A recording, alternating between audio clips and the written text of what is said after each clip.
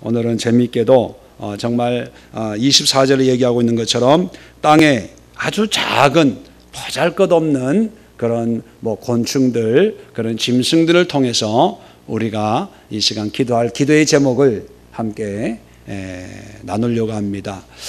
이 잠언은 정말 하나님을 섬기고 또 하나님의 은혜 가운데 살아가는 어떤 삶의 지혜의 엑기스입니다. 그래서 어떤 신학적인 체계적인 어떤 의미보다는 삶을 통해서 인생을 살아가면서 문득문득 깨닫는 그런 지혜의 어떤 격언과도 같은 그런 내용들로 되어 있지요.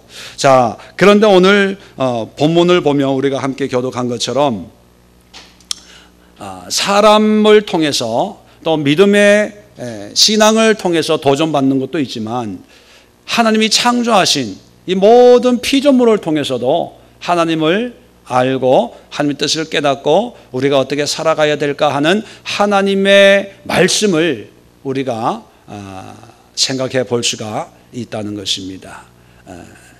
그래서 오늘 본문에 나오는 어떤 특별한 곤충만이 아니라 이와 같은 것처럼 우리의 모든 삼라만상을 통해서도 하나님의 음성을 또 하나님의 뜻을 분별할 수 있는데 오늘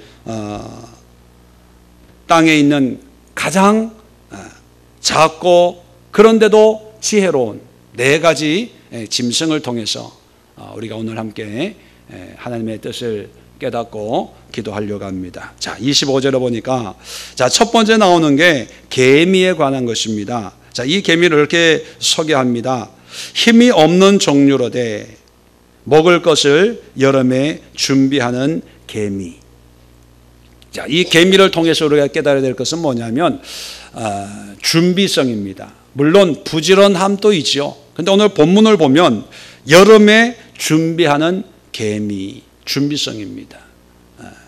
자, 준비라고 하는 것은 지금은 쉬어도 되고 놀아도 되지만 나중에 혹시 어떤 어려움이 생길지 모르니까 미리 대비하고 또 미리 보충하고 준비하는 그런 의미를 가지고 있습니다. 준비 안 해도 그냥 매일매일 되어지는 대로 살 수는 있지만 이 개미에게는 이제 활동을 하지 못하는 땅이 꽁꽁 오는 겨울이 찾아오니까 여름에 미리 준비합니다. 근데 이 개미가 준비한 걸 우리가 보여요, 안 보여요? 안 보이죠? 땅 밑에. 그러니까 우리 눈에는 구멍 하나밖에 보이지 않지만 그 구멍 밑에는요 수만 마리의 개미들이 모여가지고 일사불란하게 자기의 알을 까기도 하고 먹을 것을 준비하기도 하고 준비합니다. 자, 이걸 보면서 성경에도 말씀하고 있는 것처럼 가장 지혜롭다 이렇게 표현을 하고 있습니다. 자, 그렇다면 우리가 준비해야 될 게 뭡니까? 여러 가지 준비할 게 있지만 우리의 영혼에 대한 준비가 필요하죠. 죽은 뒤에. 지금 우리가 이렇게 신앙생활하고 있는 이유가 뭐냐면 물론 매일매일 하나님이 주시는 은혜와 사명을 감당하는 것도 있지만 우리의 육신이 이 땅에 너무 쓰러지고 우리의 영혼이 이제 하나님 앞에 섰을 때에 그때를 준비하는 준비의 과정이 우리의 신앙의 모습입니다. 그래서 우리의 영혼에 대한 준비도 해야 되고 또 살아가면서 필요한 하나님의 은혜를 또 어려울 때마다 힘들 때마다 문제가 생겼을 때마다 하나님 앞에 기도하고 하나님의 은혜를 구하는 것도 믿음이지만 개미의 지혜를 우리가 살펴보면 미리 하나님의 은혜로 무장하고 지금 남들 다 쉬고 놀고 할 때 말씀 보고 기도하고 하나님의 뜻을 찾고 하는 모든 우리의 신앙의 모습 또한 준비의 모습이 되어야 됩니다. 지금은 특별한 기도 제목이 없고 지금은 특별히 하시는 게 없으니까 이제 좀 천천히 쉬자 라고 하는 그런 생각보다는 지금 문제가 없을 때 이때가 우리가 더 기도하고 하나님의 은혜를 사모하고 또 하나님을 예배하고 찬양하는 그때다라는 생각이 바로 계미가 주는 지혜라는 것입니다. 그래서 여러분 오늘 이 시간 기도할 때 계미의 지혜를 통해서 내가 무엇을 준비해야 될까? 앞으로 지금은 당장 필요 없는 것처럼 보여지지만 앞으로 하나님의 인도하심을 또 더 풍성한 삶을 살기 위해서 내가 준비해야 될 것이 무엇이 있을까? 기도의 준비가 더 필요할까? 말씀에 대한 준비가 더 필요할까? 봉사에 대한 또 섬김에 대한 사랑에 대한 여러 가지 것들을 함께 생각해 보시면 좋겠습니다. 자, 두 번째 우리가 하나님이 우리에게 주시는 지혜가 뭐냐면 자, 계속해서 약한 종류로되 집을 바위 사이에 짓는 사반. 이 사반은 뭐와 비슷하나 찾아보니까 어떤 책은 오소리과에 속한 짐승이다라고 해석을 하는 책이 있고 또 어떤 책은 산토끼, 똑같은 산토끼는 아니지만 중동 지방에 이제 살아가고 있는 그런 아주 토끼와 같은 그런 작은 짐승이고 어떤 책은 보니까 들쥐와 비슷하다 이렇게 표현을 하고 있더라고요. 그렇게 보면 이 사반이라고 하는 것은 체형이 작고 오늘 성경에 나와 있는 것처럼 아주 약합니다. 자기 보호할 수 있는 힘이나 날카로운 이빨이나 발톱이나 빠른 그런 근육을 가지고 있는 그런 짐승이 아니고 아주 약한 그런 짐승인데 자 그러다 보니까 집을 바위 사이에 짓는다는 거예요. 그래서 이 사반이 주는 지혜는 뭐냐면 내가 능력이 없으면 나를 보호할 수 있는 그런 삶의 터전으로 옮겨서 거기에 집을 짓는 거예요. 내가 힘이 없는데 숲을 속에 집을 지어 놓으면 다른 짐승이 와서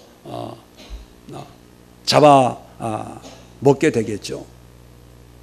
이 사반이 주는 지혜는 내가 힘이 없으면 힘을 달라고 하지 말고 내가 지혜가 없으면 지혜를 달라고 하지 말고 나를 보호하고 지켜주는 곳으로 옮겨가는 지혜예요.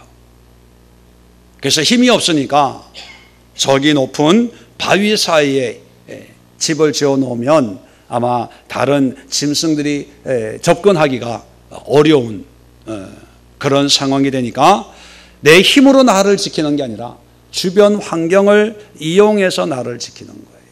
자, 그런데 이 성경을 보면 믿음의 반석 위에 집을 지어라 그런 예수님의 말씀도 있고 또 성경적으로 보면 우리 인간은 연약하고 우리의 힘으로 우리의 능으로는 어렵다고 인정받을 사람이 없는 죄인입니다.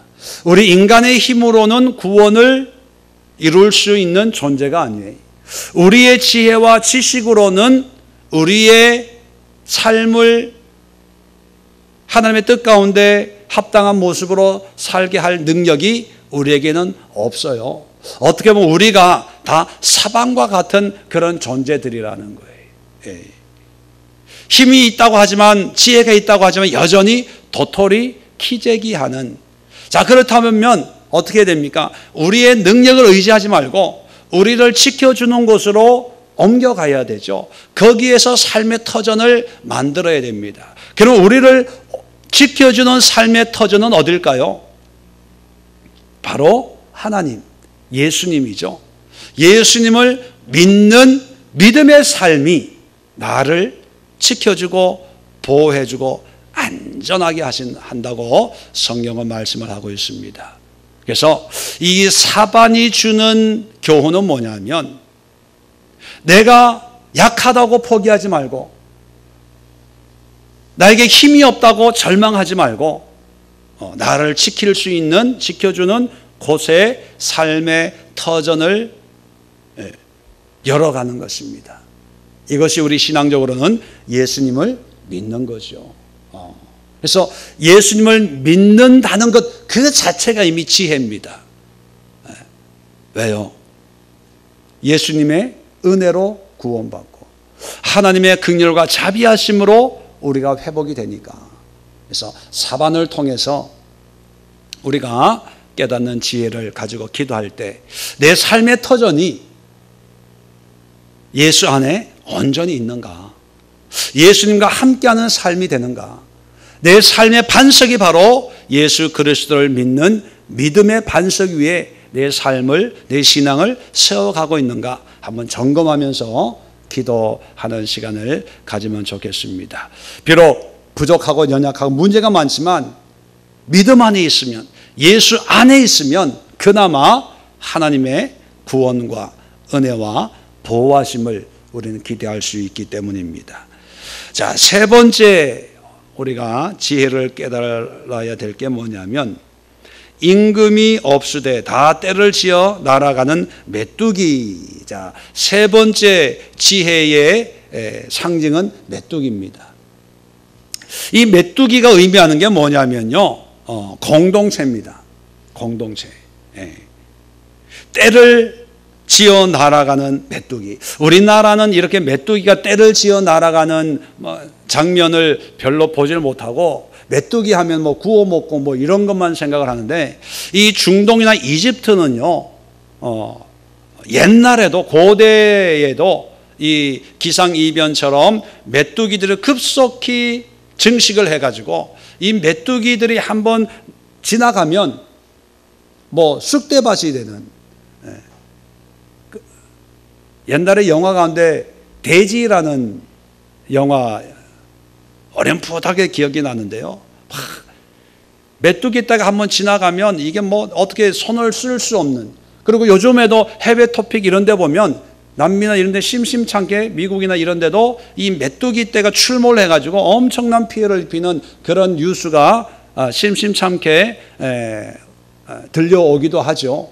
메뚜기 한 마리 한 마리는 별로 이게 힘이 없어요. 발 뻗버리면 그냥 죽어요. 근데 이게 때로 다니면 이게 문제가 다르다는 것입니다. 이 메뚜기가 주는 지혜는 뭐냐면 우리 한 사람 한 사람은 약하고 부족하고 아무것도 아니에요. 근데 이것이 때로 합쳐지면 엄청난 파워를 가지고 있다는 거죠.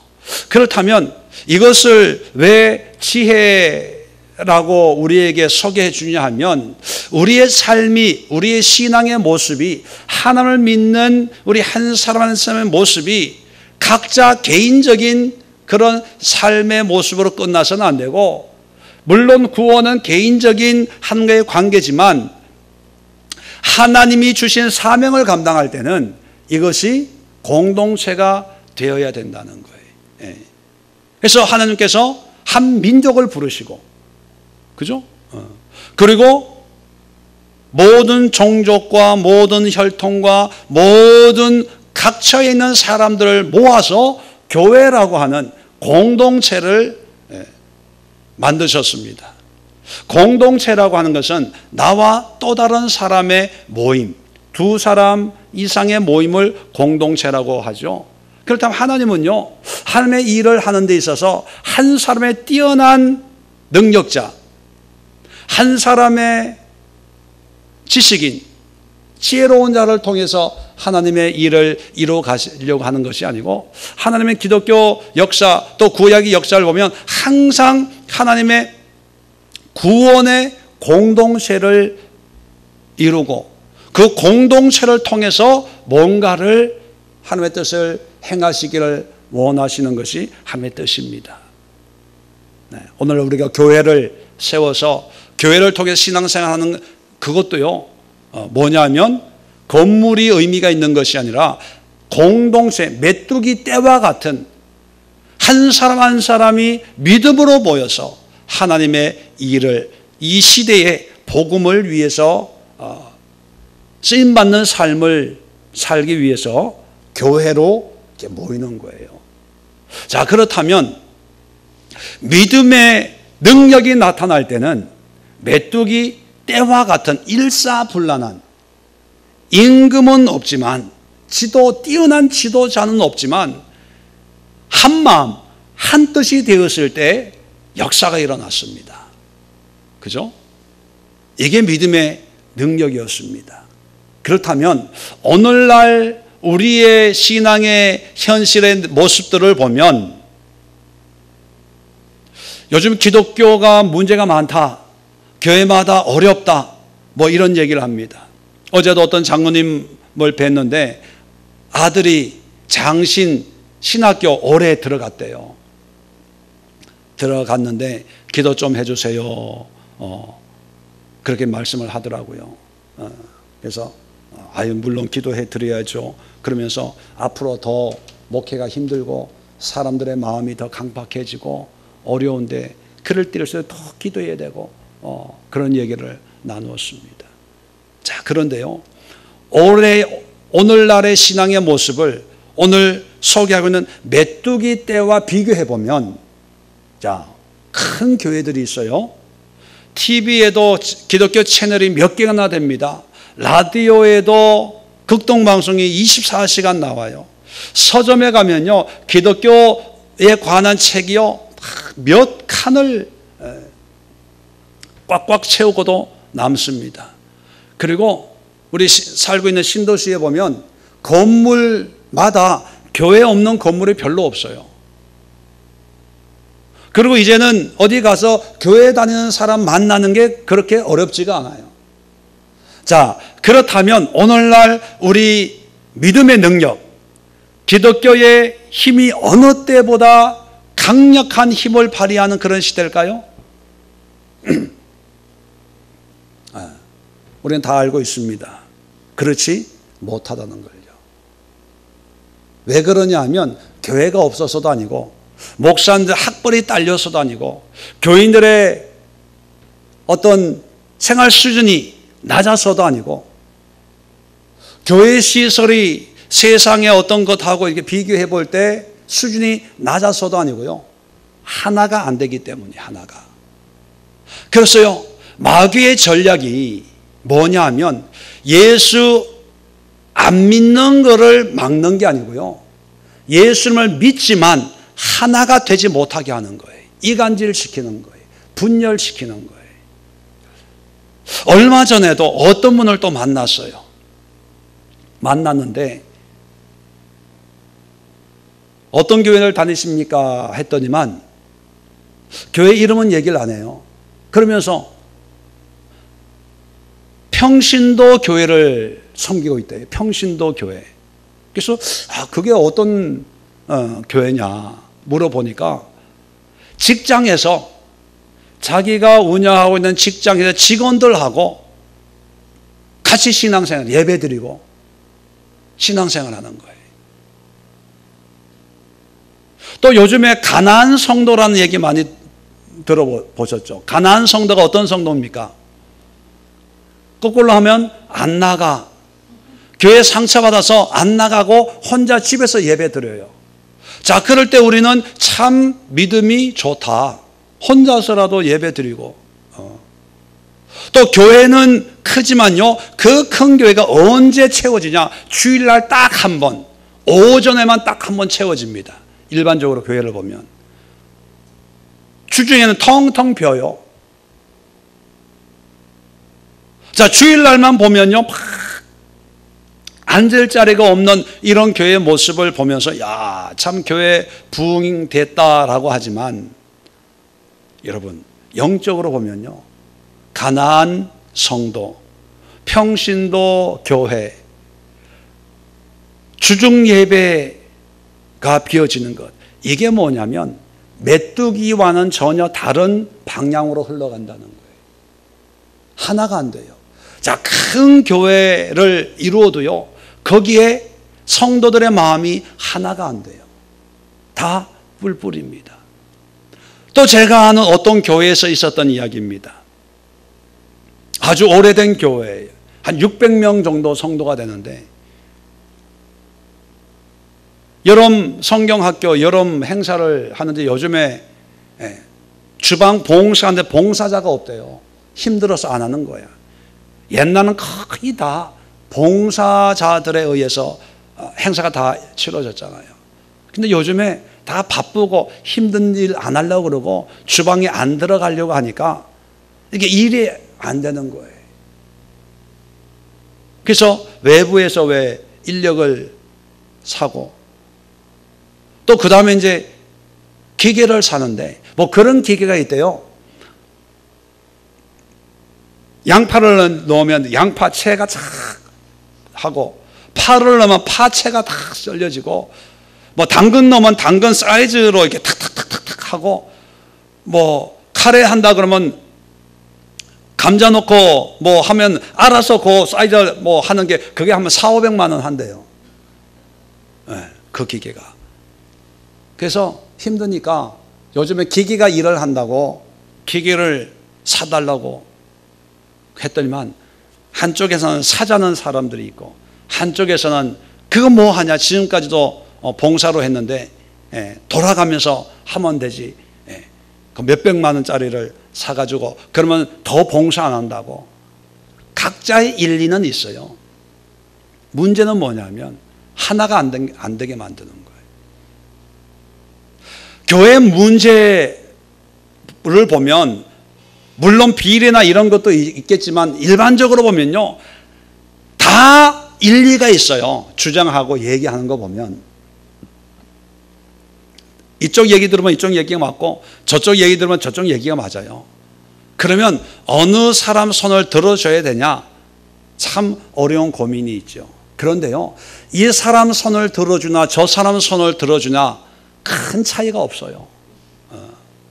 그건 진리가 아니거든요.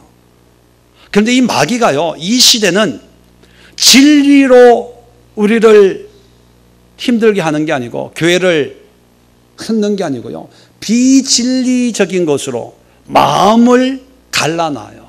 메뚜기 떼를 이루지 못하는 거예요. 오늘날 인터넷, TV, 라디오, 케이블 기독교 방송 때문에 저는 그렇게 생각합니다. 그것 때문에요 영적으로 엄청난 유익도 있지만 유익 뒤에 영적으로 엄청난 해악도 있다고 저는 봐요. 왜냐하면 그것으로 만족한다고 사람들이 착각합니다. 그런데요 혼자 책을 보고 예배를 드려요. 좋아요. 그런데 능력이 안 나타나요. 능력이. 힘이 안 돼요. 왜? 은혜 받아도 그 사람은 여전히 약한 사람이 메뚜기 한 마리밖에 안 돼요.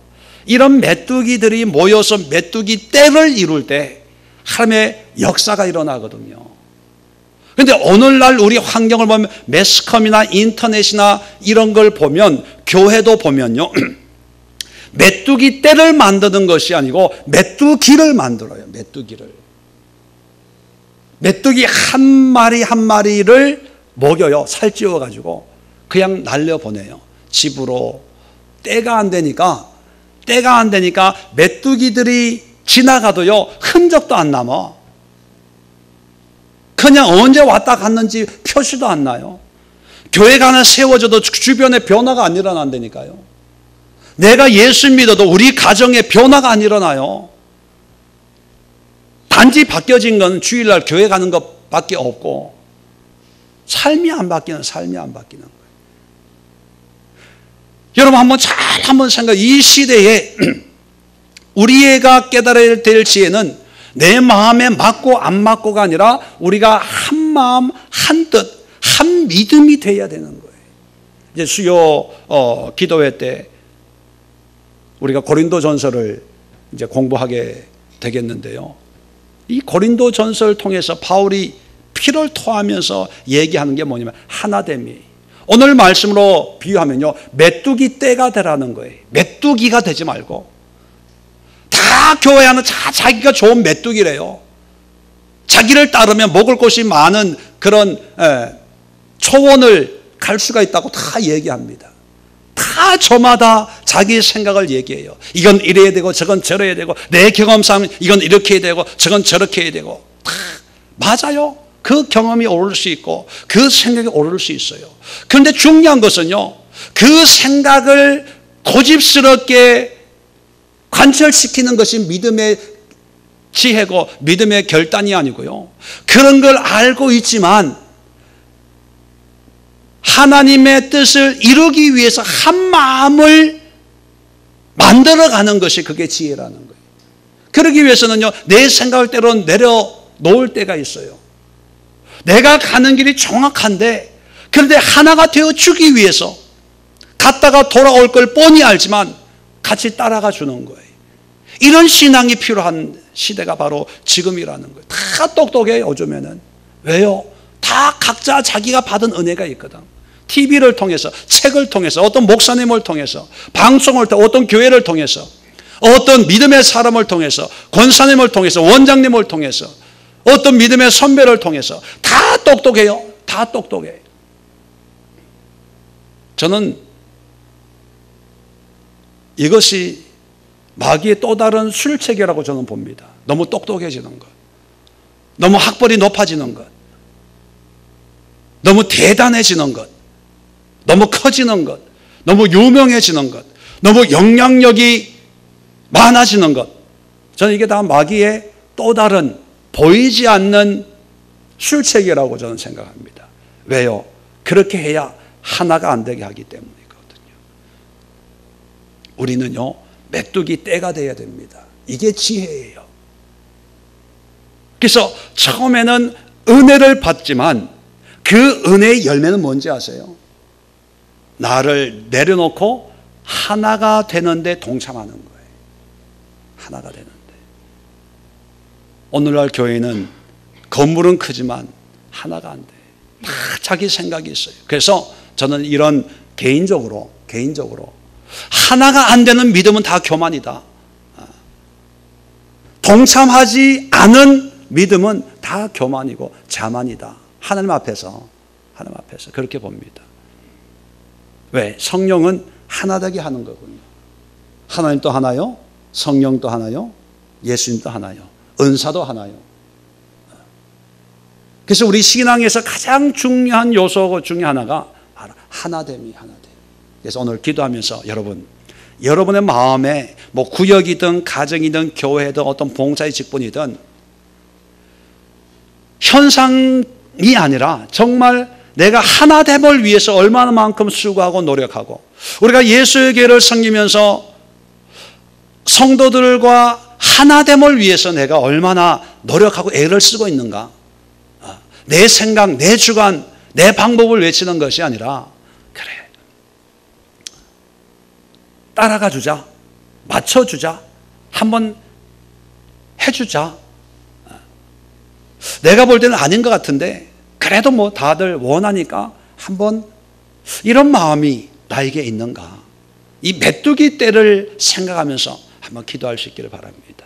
자, 마지막으로 28절입니다. 손에 잡힐만 하여도 왕궁에 있는 도마뱀이니라. 자, 재미있는 표현입니다. 손에 잡힐만 하여도, 그러니까 손에 잡힌다는 얘기는 뭐예요? 힘이 없고 빠르지도 않고, 손에 잡힌다는 얘기는 뭐예요? 작다는 거예요. 그러니까 뭐 도마뱀이, 우리 한국에는 또 그런 도마뱀이 없는데, 이번에 태국을 가서 보니까 집집마다 코너에 보면요, 크지도 않아. 가보신 분들은 알 거예요. 조그마한 도마뱀들이 밤에 이렇게 다녀요. 이 도마뱀 손에 잡힐만 하여도 왕궁에 있는 도마뱀이다. 왕궁에 있는 도마뱀이란 의미는 뭘까? 그러면 이 도마뱀은 왕궁에 있는 도마뱀을 지칭하는 걸까? 그게 아니고요.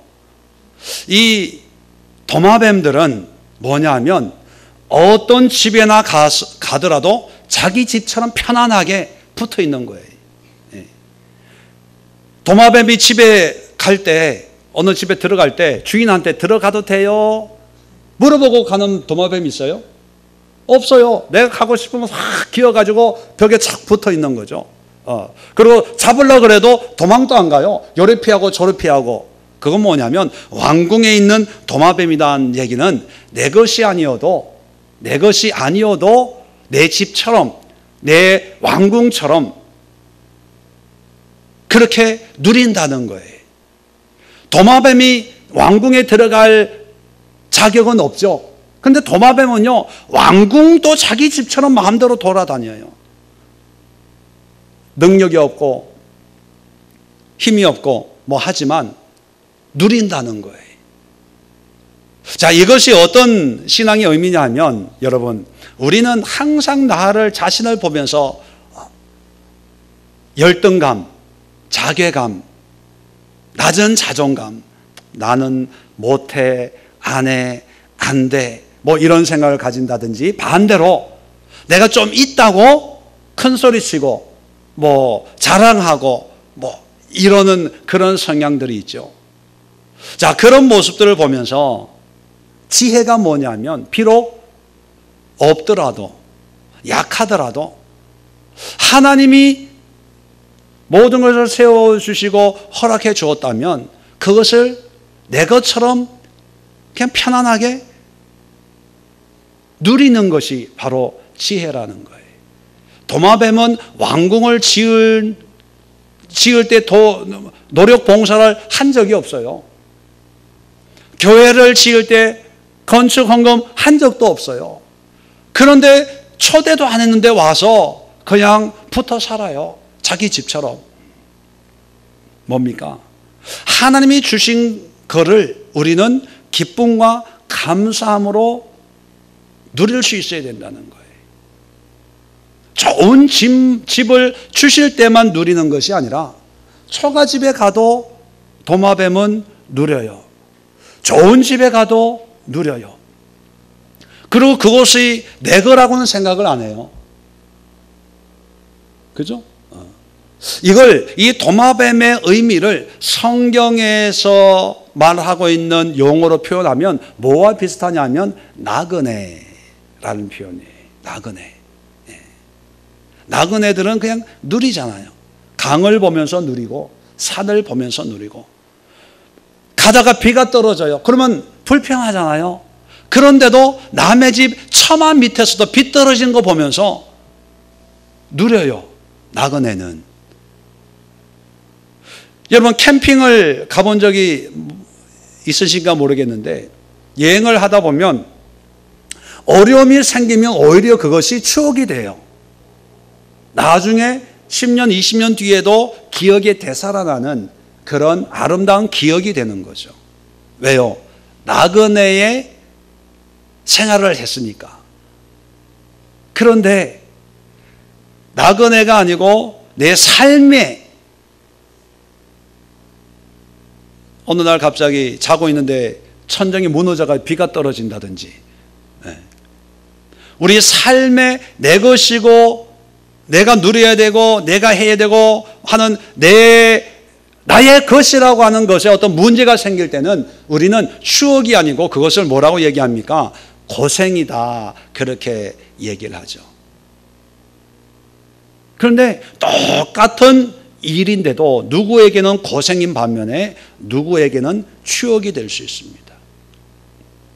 그것은 뭐냐면 문제가 크냐 작으냐의 차이로 구별되어지는 게 아니라 어떤 마음가짐으로 살고 있냐에 따라서 고생이 될 수가 있고 추억이 될 수가 있는 거예요. 그래서 도마뱀에게는요, 어떤 집도 왕궁 같다는 거예요. 그것은 뭐냐면 도마뱀의 마음가짐이 모든 걸 누릴 수 있는 나그네 같은 마음을 가지고 살기 때문인 거죠. 그렇다면 우리 성도들에게도 있어야 될 지혜가 뭐냐면 꼭 내 것을 소유해서 내가 이루어서 또 이루지 못했기 때문에 또는 소유하지 못했기 때문에 나는 실패자고 능력이 없고 버림받았고 내 인생은 왜 이렇게, 그렇게 생각하지 말고 내가 있는 곳에서 도마뱀처럼요 누리는 거예요. 왜? 어차피 이건 내 게 아니거든요. 하나님이 주신 것 누리고 또 없어지면 또 하나님이 다른 것을 인도하는, 또 하나님을 신뢰하고 그래서 뭔가에 매이거나 사로잡히거나 거기에 갇히는 순간 이제 아무리 좋은 왕궁 같은 집도 왕궁이 될 수가 없습니다.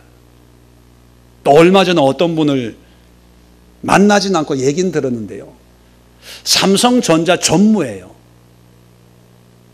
삼성전자 전무면 그 위가 부사장급이랍니다. 위가.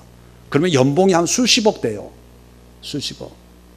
그런데요, 우울증 약을 먹고 있어요. 자기 선배는, 삼성으로 스카우트 해간 선배는 몇 년 전에 자살하고, 어떻게 보면 한국의 최고의 기업에 성공했다고 우리는 볼 수가 있죠. 그런데 왕궁의 도마뱀이 아니고 왕궁에 사로잡힌 한 마리 불쌍한 앵무새 정도 될까요? 자유가 없는 거예요. 보기에는 좋죠. 앵무새가 얼마나 멋있습니까? 자유가 없는 거예요. 차라리 그런 성공이 없이 평범했다면, 물론 그렇게 좋은 집에는 살 수 없겠지만 기쁨과 감사로 살 수 있겠죠. 도마뱀이 주는 지혜를 우리가 여러분들이 함께 생각해 보면서, 여러분 지금 도마뱀으로 살고 있는지 아니면 도마뱀이 붙어 다니는 집 주인으로 살고 있는지 한번 생각을 해보면서, 여러분 각자에게 나그네의 삶의 의미가 뭔가를 한번 생각하면서, 하나님 나에게 나그네의 지혜를 주옵소서 기도할 수 있는 시간이 될 수 있기를 바랍니다. 오늘 4가지를 말씀을 드렸습니다. 잠깐 정리를 하면, 개미의 이미지는 준비하는 거예요. 뭐를 준비해야 될 것인가. 두 번째, 사바는 뭐냐면 내 능력으로 뭔가 하려고 하지 말고 능력이 있는 곳으로 가서 거기에서 사는 거예요.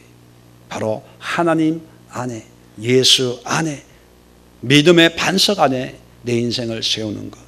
메뚜기는 뭐냐면 혼자의 힘으로 감당하는 것이 아니라 하나가 되어야 된다. 그래서 우리의 믿음의 사람들은 믿음 안에서 언제든지 하나가 되어서 한 능력으로 주의 일을 감당할 준비가 되어 있어야 된다. 하나를 위해서, 하나됨을 위해서 기도하시고, 마지막 도마뱀은 나그네 인생입니다. 어디든지 왕궁 같은 그런 마음으로 누릴 수 있는 초가 삼간도, 우리 그런 복음성가도 있잖아요. 나는 만족하네. 세상의 어떤 재물도 하늘 영광을 향해서 가는 우리의 삶에 어떤 것도 걸림돌이 되지 않고 매임이 되지 않는 그런 삶을 살고 있는가, 한번 여러분 자신들을 생각하면서 우리 잠시 함께 기도하고 마치도록 하겠습니다.